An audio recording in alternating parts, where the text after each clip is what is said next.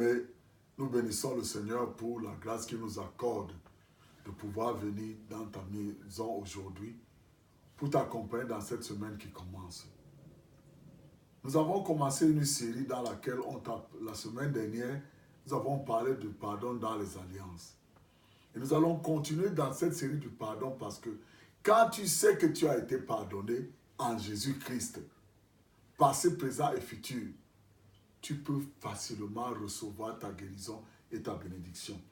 Donc aujourd'hui, je vais te lire dans le livre de 1 Corinthiens 15, 22.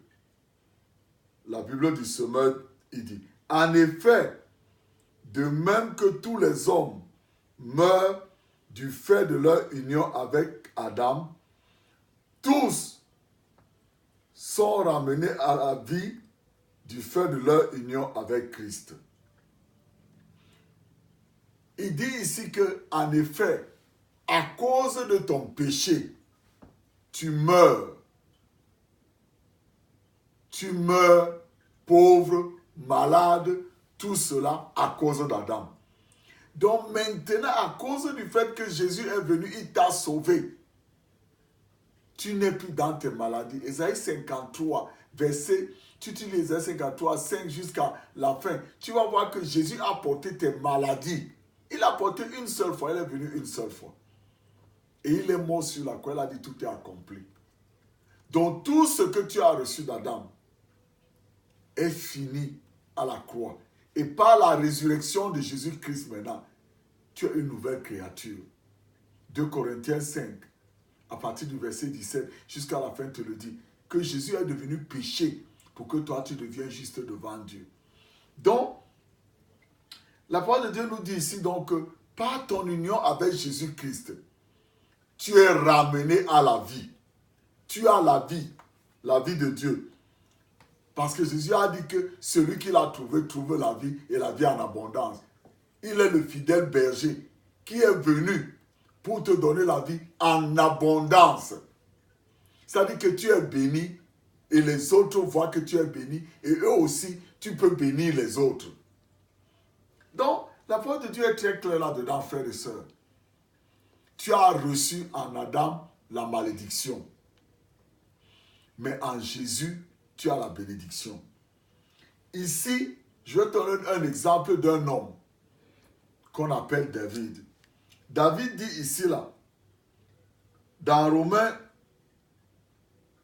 6, dans le livre de Romains 4, verset 6 à 8, il dit, de même David déclare, béni l'homme que Dieu déclare juste sans qu'il ait produit les œuvres qu'exige la loi.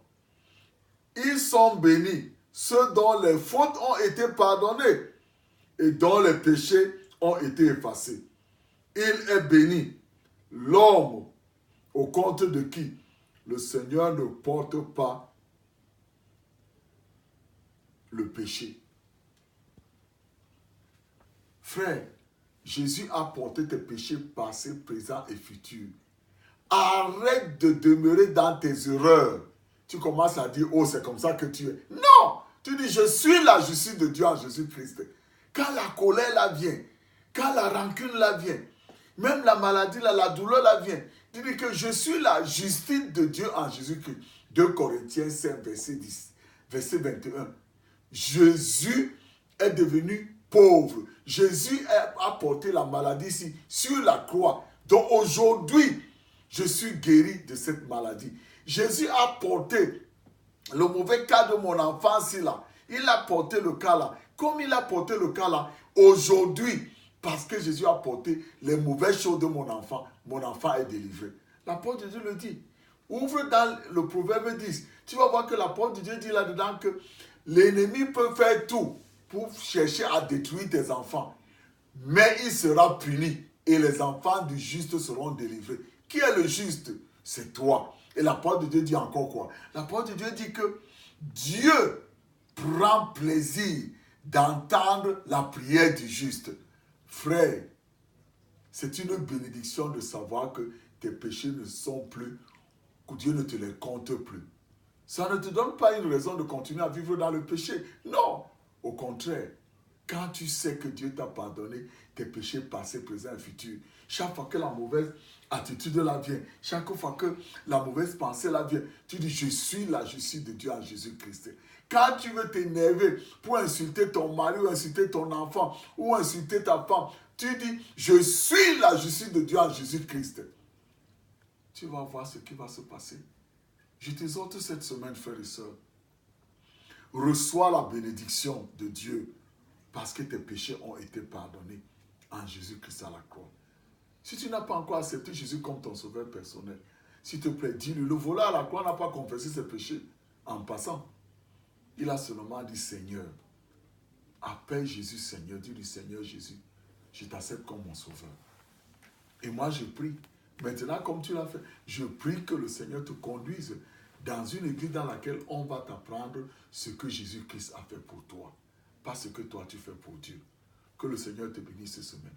Je prie, parce que je suis juste devant Dieu, je prie que la lumière de Dieu brille sur toi cette semaine. Je prie pour toi que tu vois les merveilles du fait que tu sais que Dieu t'a pardonné. Que Dieu te bénisse, toi et ta famille cette semaine. Que le sang de Jésus te couvre et te protège. Que la lumière de Dieu brille sur toi. Et que ceux que Satan a armé contre toi, tombent sous ton pouvoir à partir d'aujourd'hui, au nom de Jésus. Gloire à toi, Seigneur.